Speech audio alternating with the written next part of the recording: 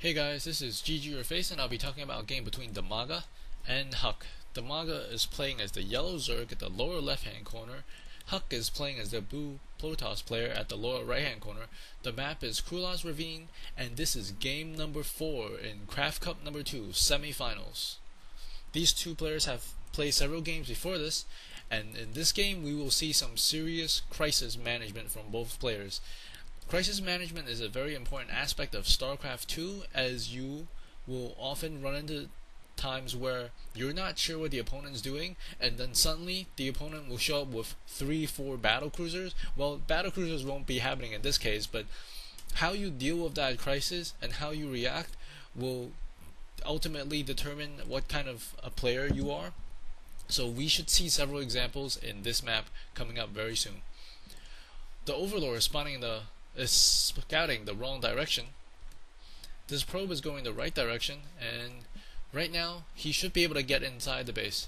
In game number 2 we have seen HuK deny the spawning pool by DIMAGA, and I think that also helped him gain a psychological advantage. And here the probe is just doing some harassment. The other Overlord will be scouting in the right direction, but that will cost him quite a bit of time. This is going to slow down a spawning pool, but he does not prevent it. Gateway going down for the blue Protoss player, as well as an extractor for the yellow Zerg, DIMAGA.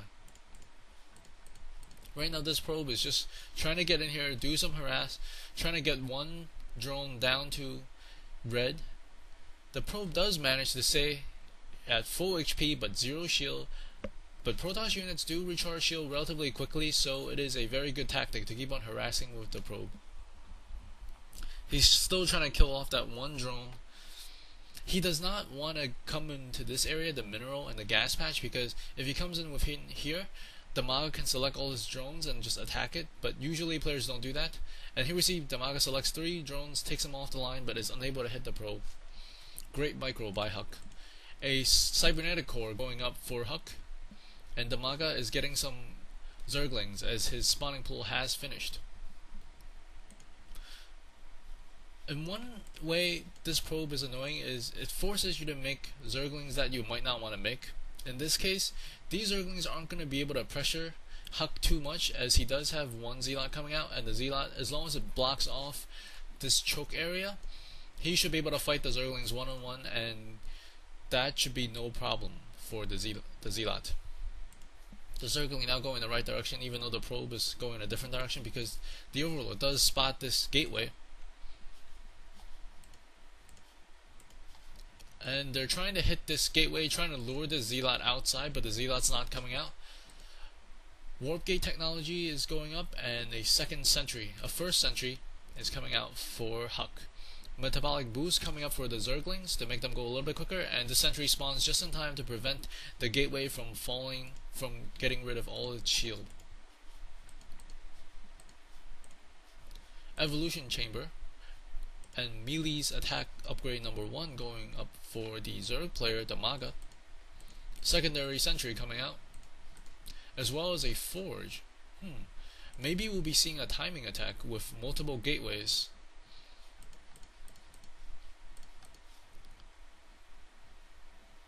A second queen appeared for DIMAGA, which makes me think he's going to go for a second expansion, because usually you only keep 1 queen per hatchery. Usually, not that I'm saying that it's always the case. And here the probe wants to get back into the base of DIMAGA to see if he has expanded, but he will not be able to, as these 4 Zerglings does kill it off before it gets to the natural expansion. Now the 4 Zerglings are coming back here, and they will be able to attack this gateway since these sentries are away, but these sentries should be able to come back. But in many ways, these 4 Zerglings are giving DIMAGA information. For instance, if you see the sentries are not in your front lines defending, you know they're probably working on the rocks at the back. So that's why these Zerglings are continuously harassing this gateway to make sure that he doesn't have enough time to attack the rocks in the back. More Zerglings and attack number 1 upgrade for a Protoss player. It's important for Protoss to get the attack upgrade number 1, because instead of 3 hits, it will only take 2 hits for each Zealot to kill off 1 Zergling. So it's actually a significant advantage if you do get that upgrade.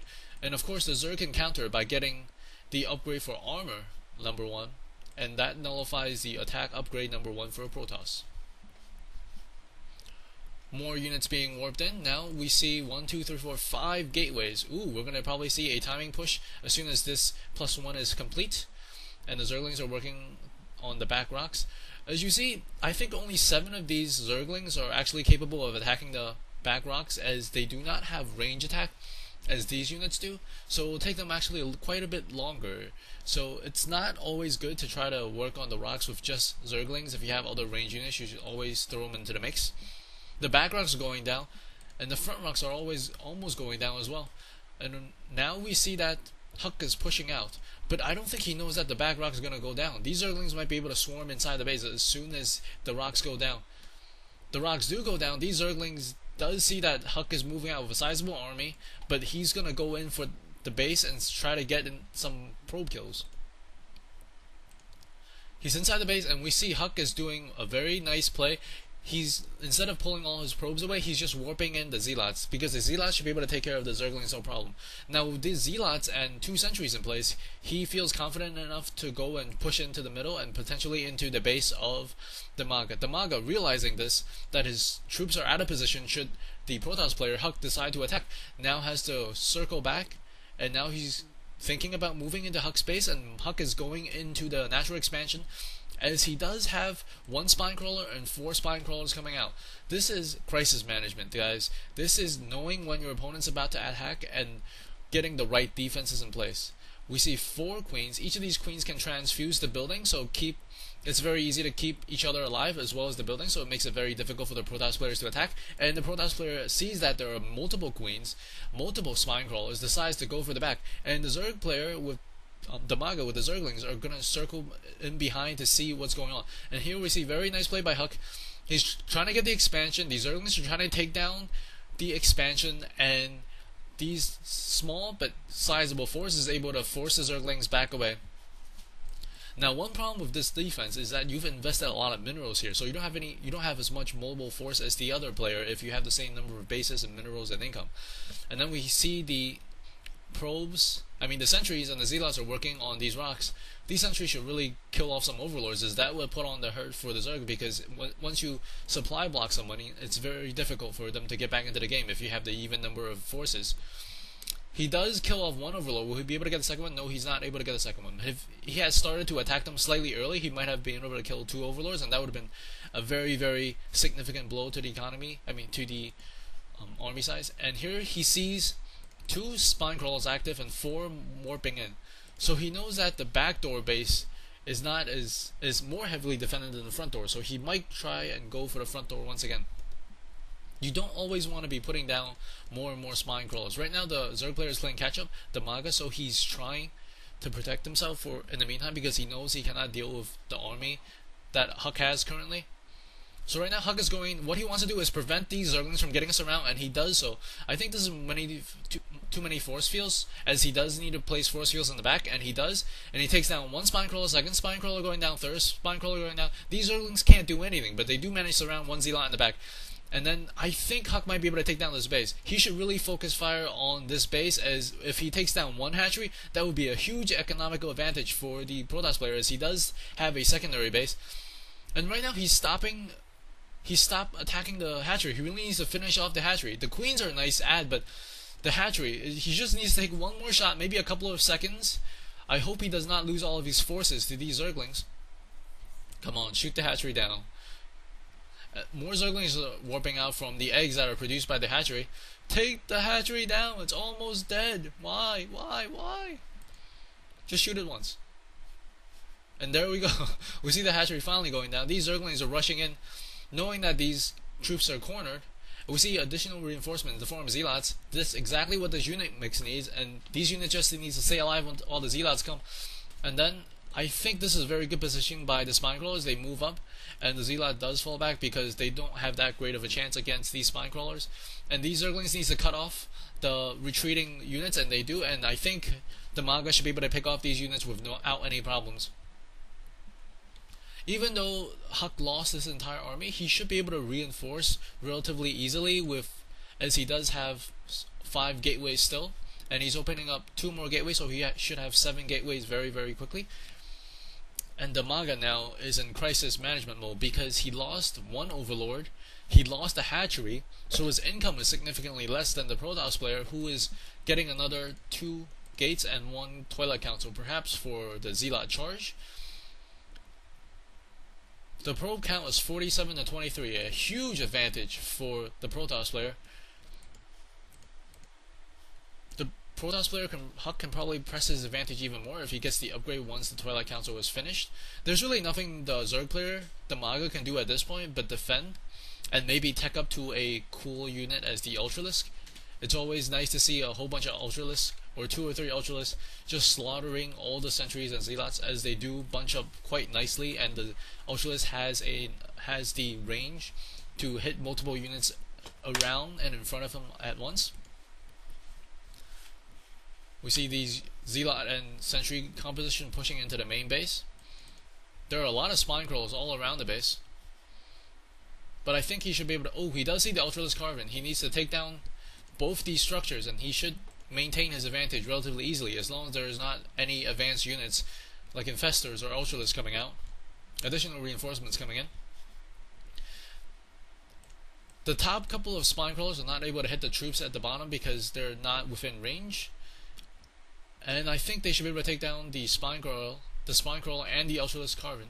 But I think, oh, another one might be going up. Another Ultralisk Carbon is going up. And right now, HuK is putting the economical hurt on DIMAGA, as he's forcing DIMAGA to only mine off about half the mineral patches. These spine crawlers are not within range, and they cannot really move. If they were to move closer, they will probably get sniped by the Protoss. Right now, things are not looking good, as HuK has 55 probes, whereas DIMAGA only has a handful of drones. But this one Ultralisk Cavern might turn the ties slightly. But then HuK has been on 2 bases for quite a long time now. A couple of Zerglings versus a massive Zealot force. Zealots deal with Zerglings relatively easily, especially when they're almost on even numbers.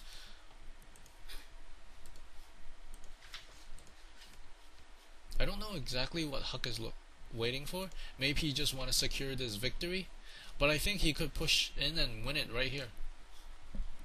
And he is pushing in. He's waiting for the Zealots on the back, and these Ultralisks are not yet spawning. They're only about 70% done, and the spine crawlers are going down. More and more spine crawlers are going down. These Ultralisks need to spawn right now, and I do mean right now, to help out DIMAGA. Otherwise, I don't think he's going to have much of a chance. These probes are probably going out to check for additional bases. The Hydralisks are still not done. I mean, the Ultralisks are still not done. They're almost complete. Every second that's passing by is a second that DIMAGA does not have.